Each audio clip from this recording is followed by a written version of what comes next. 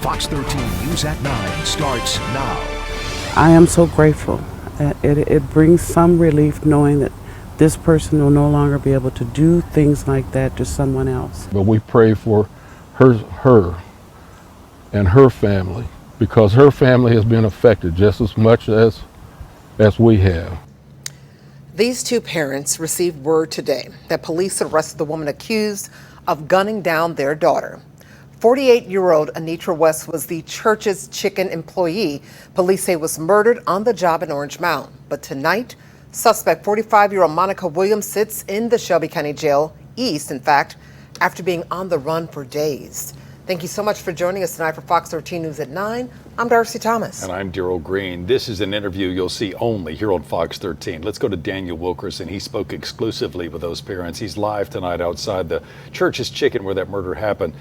So Daniel, first of all, it's hard to imagine how those parents are able to give that sort of grace this soon after their daughter's murder. How did they take the news of the arrest?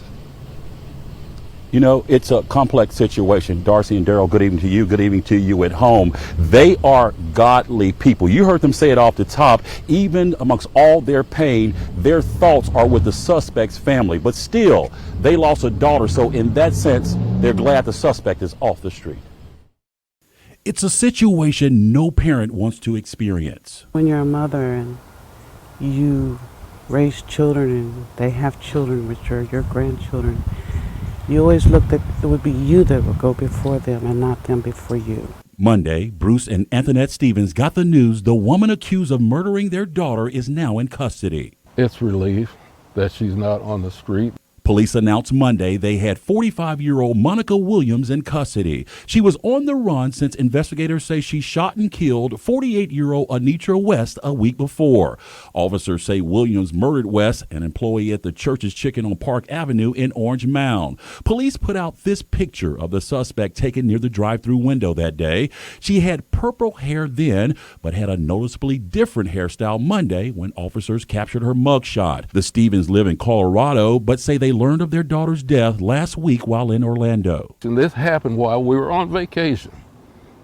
And 4 hours before we came back, Anitra couldn't come because she was working. Anitra's father, a pastor, says they were devastated.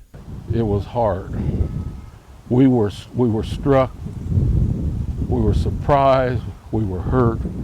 But immediately, her and I, we prayed immediately that God give us strength. Their former son-in-law, their daughter's ex-husband Lorenzo West, says the daughter he shares with Anitra heard the news of the arrest. She said, I told you they were going to get her. I said, I knew they were going to get her. It was just, she was too famous. You know, there's nowhere to hide when you're that famous. And nobody's, yeah. Purple hair, and I mean, nobody's going to hide you, you know, when everybody's looking for you. Shout out to Thaddeus Matthews and all the people on the internet that put all the info out there. As to the parents' thoughts on the woman accused of their daughter's murder, I'm a firm believer that some people do deserve a second chance. Don't get me wrong. But there's a degree of the morality and the moral stipulations of killing people, hurting people, doing harm to people. That should be a priority of saying, okay, this person may do this again.